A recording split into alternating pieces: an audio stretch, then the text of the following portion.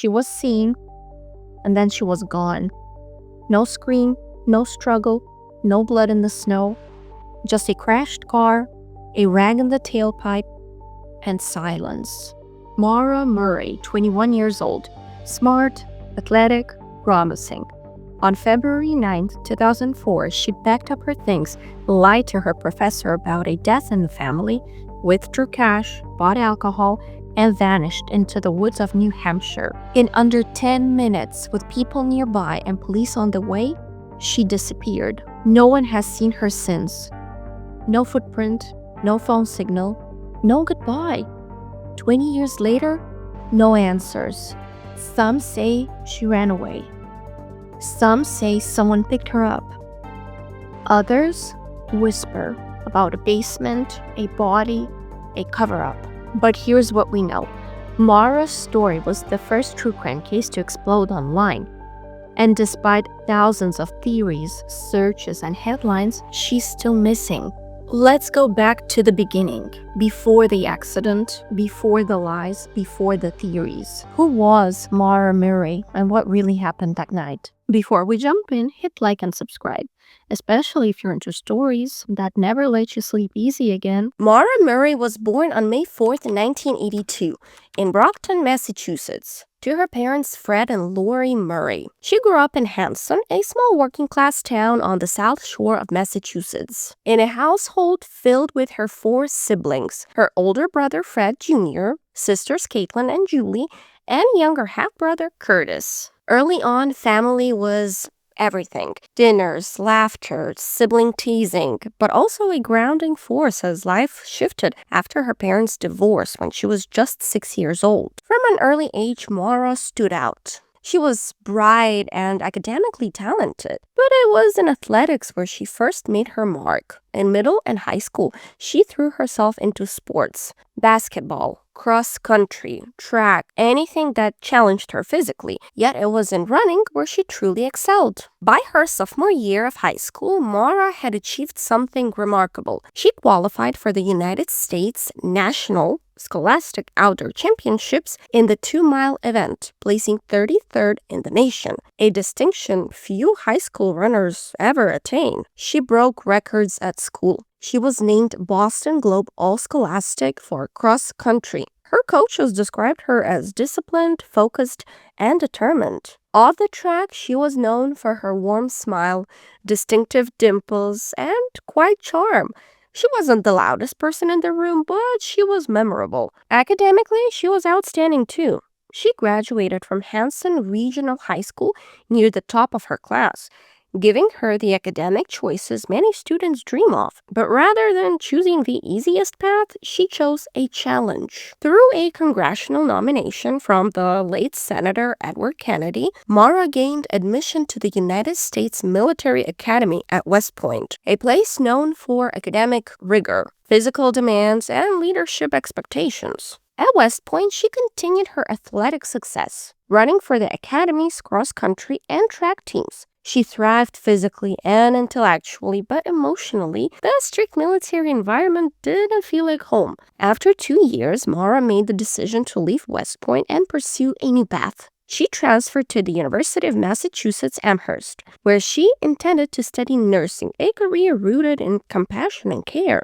The decision reflected a shift in her goals, from structured military life to a profession centered on helping others. It was a change that made sense for Maura, practical, meaningful, and deeply personal. Yet life during this transition was not easy. While at West Point, Maura had faced a serious disciplinary issue. In August 2001, she was charged with shoplifting makeup from a base store. It was a minor offense, but at a place like West Point, even a small mistake triggered an honor council investigation that could have led to expulsion. Rather than face the consequences there, Maura transferred to UMass Amherst in early January 2002, a move many observers believe was linked directly to avoiding that permanent mark on her record. At UMass, she struggled to find her place socially. According to later documents obtained through Freedom of Information requests, many dorm mates said they barely knew her, greeting her only casually in the hallways. She was often seen carrying groceries or bottles of alcohol alone. Those details hint at a deeper struggle, one her family knew about privately. Maura battled bulimia, an eating disorder that she kept hidden from the world, but that was a real part of her life. Relationship and personal stress also played a role.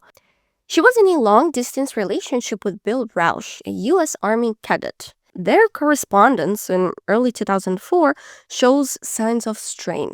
Affectionate words interlaced with tension and emotional distance. Their connection, once stable, had become complicated, a source of comfort, confusion, and conflict. In November 2003, another moment signaled increasing stress when Maura was caught using stolen credit card information to order a pizza. Legally, the punishment was light, 3 months probation. But it showed a pattern of impulsive, risky behavior that her family and peers would later reflect on as a warning sign. By early 2004, Maura's life seemed increasingly tangled. She worked on a campus security to earn extra money. She had moments of emotional distress, including an episode on Thursday, February 5th, when a phone call from her sister Caitlin, who was struggling with alcoholism, left her visibly upset at work. Her supervisor described her as shaken, tearful, and deeply affected, even refusing counseling when it was offered. On Saturday, February 7th, 2004, Maura's father, Fred, drove into Amherst to help her shop for a new car. Her own vehicle had been unreliable, and took her out for dinner and a visit to a liquor store. Later that night, early on February 8th, around 2:30 a.m., while returning to the hotel Fred was staying in, Maura was involved in a car accident. She was driving Fred's Toyota Corolla when she ran into a guardrail on Route 9 near Hadley, Massachusetts. The damage was significant, thousands of dollars worth, but she escaped serious injury. The police attended the scene, but Maura was not charged or arrested, and no breathalyzer test was administered. She was taken back to the motel room by her father. That morning, Fred told Maura she was fortunate to avoid a DUI charge and reminded her she needed to pick up accident report forms from the Massachusetts Registry of Motor Vehicles so insurance could cover the repairs. When Maura and Fred reached the motel, she was shaken and reflective. According to her father, she said quietly, quote, "This is the worst," end quote. At around 11:30 p.m. that night, Fred called her to remind her to get the necessary paperwork, a task she agreed to do the next day. That would be the last time he ever spoke to his daughter. On Monday, February 9th, Maura woke up, made phone calls, packed her belongings, and drove off campus in her 1996 black Saturn sedan, setting in motion the final chapter of a life that had been rich, complex, troubled, and deeply human. It was a Monday morning, February 9th, 2004, when Maura Murray made a series of quiet, deliberate moves that no one could yet understand. It was the day she would disappear, but the signs had started long before she left campus. Around 1 a.m., just hours after crashing her father's Toyota the night before, Maura received a late-night phone call from her boyfriend, Bill Rausch. The call lasted about 7 minutes.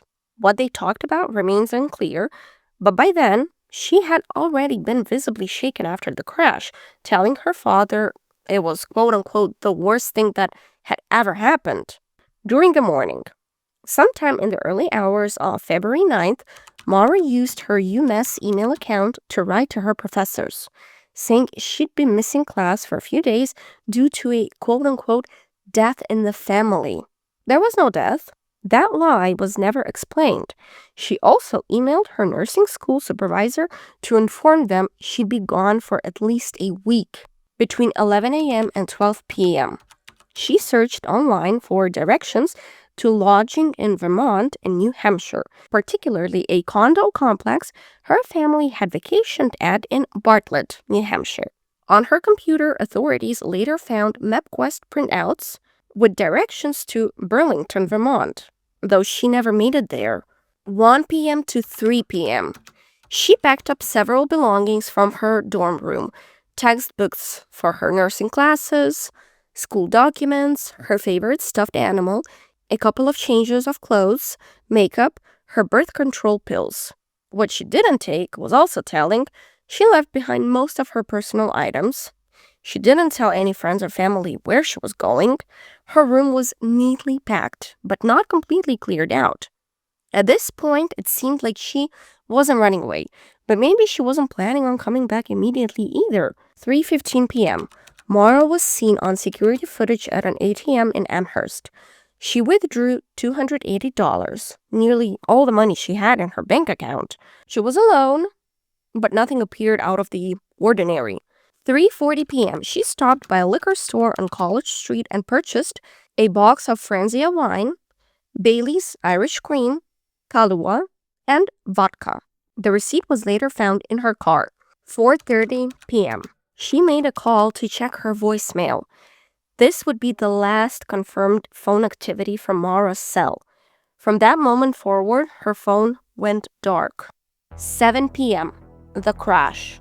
At approximately 7:25 p.m., Maura's black 1996 Saturn veered off a rural, winding road in Haverhill, New Hampshire, about 140 miles from Amherst.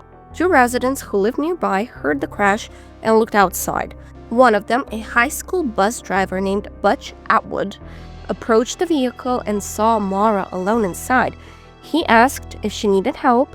She declined, saying she had already called AAA. That was a lie. There was no cell reception in that area, meaning she couldn't have called anyone. Atwood offered to call the police, and Maura begged him not to, but he did anyway. 7:27 p.m. A neighbor placed a 911 call reporting the crash. The local police were dispatched immediately. Officer Cecil Smith arrived on the scene. By the time he got there, the car was locked and Maura was gone. Inside the Saturn, police found a box of wine, partially spilled, the receipt from the liquor store, her school books, her favorite stuffed animal, a book on emergency procedures in the White Mountains, an AAA card, and her accident report forms from the crash the night before. They also noted something strange.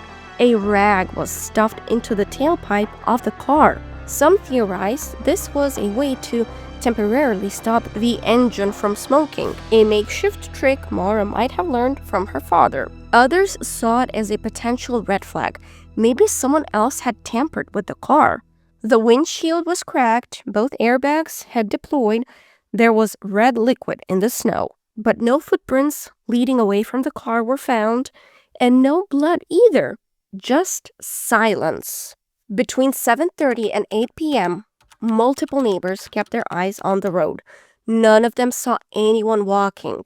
It was 10 degrees Fahrenheit that night, snow on the ground, dark and freezing. The road was isolated, with only a few homes scattered across the area. That was the last time Maura Murray was ever seen. Within 7 to 10 minutes, she had disappeared, with no signal, no sound, no direction. No one saw another car pick her up. No dogs found a trail. Her scent was tracked by canines only 100 yards up the road, and then it vanished in the middle of the street. And that was it. In just 1 hour, Maura packed her life into her Saturn, drove north without telling anyone, crashed, and vanished into the night. The aftermath: 48 hours of silence. 7:46 p.m. Officer Cecil Smith arrives at the scene of the crash. Maura's car is locked, the driver's seat is empty, and there's no sign of a struggle. There are no footprints in the snow, no phone calls, no notes, no Maura. In a remote town with almost no cell service, a 21-year-old woman had just vanished. No immediate search. That night, February 9th, 2004, police assumed it wasn't serious. No missing person report was filed. No official search began. Because Maura was 21 and because the car showed signs of possible alcohol, the working theory was, quote, she's probably hiding for the night. Maybe drunk, maybe embarrassed. She'll turn up tomorrow, end quote. So they waited. February 10th, the day after. The next morning, no one had still heard from Maura. Around midday, UMass campus police called Maura's sister Caitlin to ask why her father's car had been towed from New Hampshire. Caitlin had no idea what they were talking about. She called her family, no one had heard from Maura, and just like that, panic set in. Fred Murray, Maura's father, immediately began calling the Haverhill police. That day, he drove to New Hampshire himself. By the time he arrived, nearly 24 hours had passed. A missed window. Fred expected an active search. Instead, he found silence. There were no helicopters, no canine units, no emergency response teams combing the woods, and police didn't treat it as a crime scene. They thought Maura had simply walked off voluntarily, but Fred didn't buy it. He was sure something was wrong.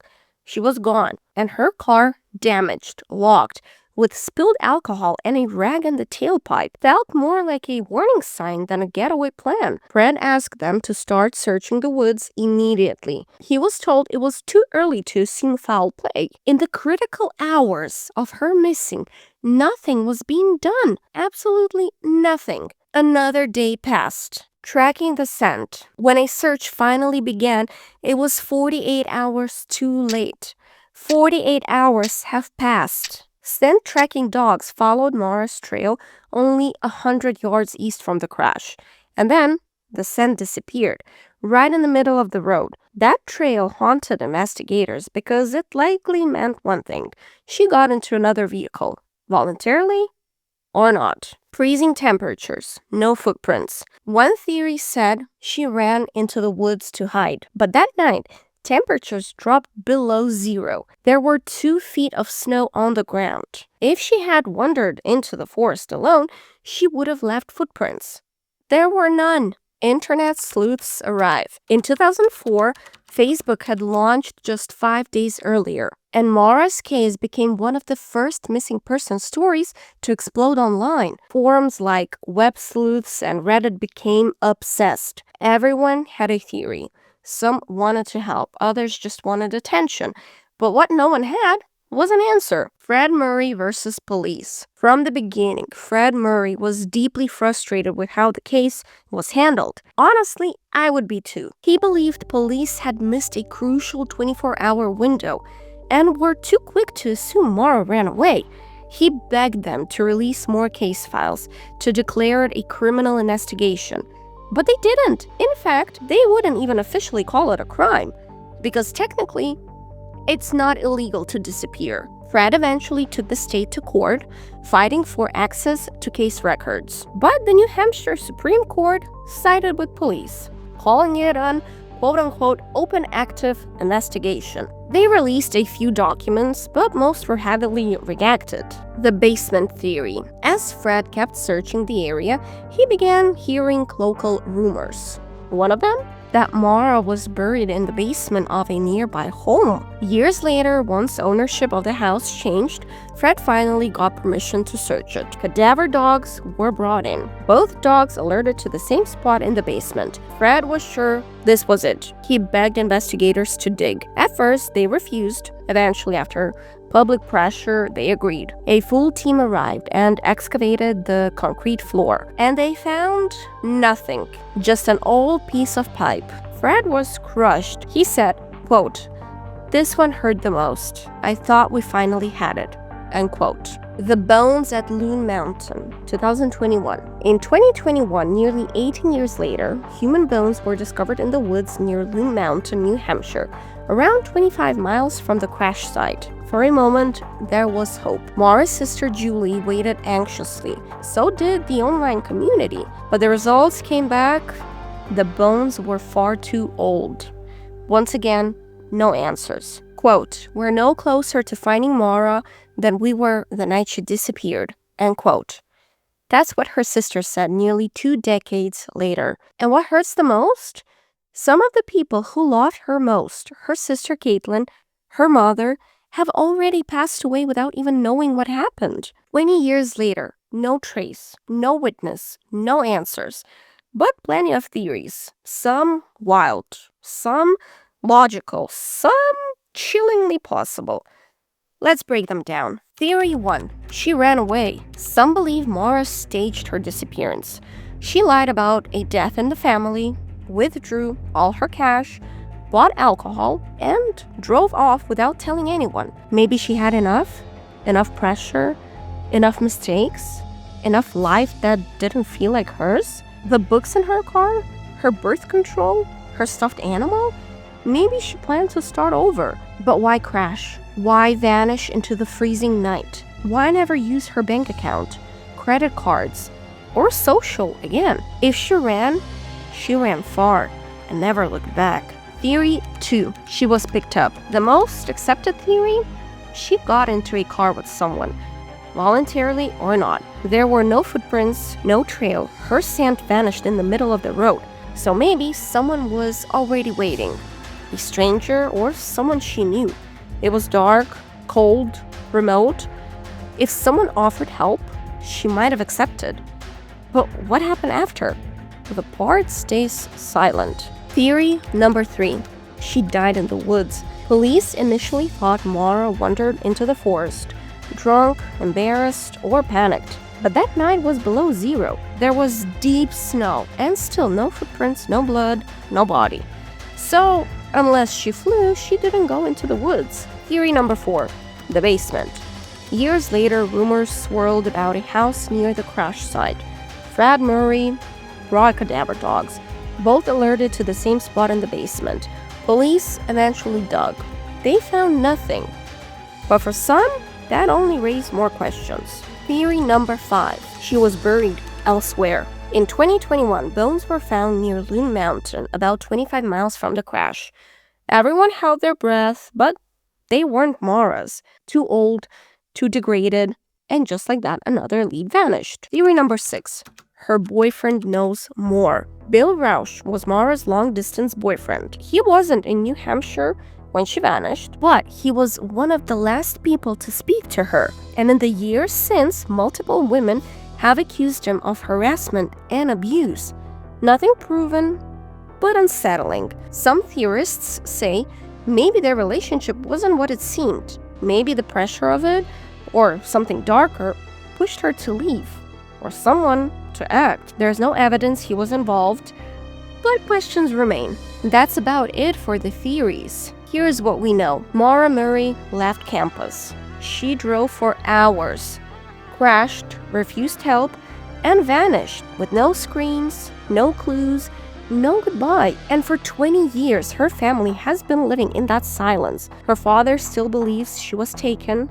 Her sister says they are no closer now than they were that night. And the internet? Still obsessed. Some want to solve it. Some just want to speculate. But the truth might still be buried somewhere in those woods or locked away in someone's memory. All it takes is one person to talk. Maybe if the police acted right away, she would have been found. They lost so much time in the beginning, the crucial first hours. Until then, she was seen, and then she was gone. If this story haunted you like it did me, hit like and subscribe, because on this channel we follow the shadows, even when they lead nowhere.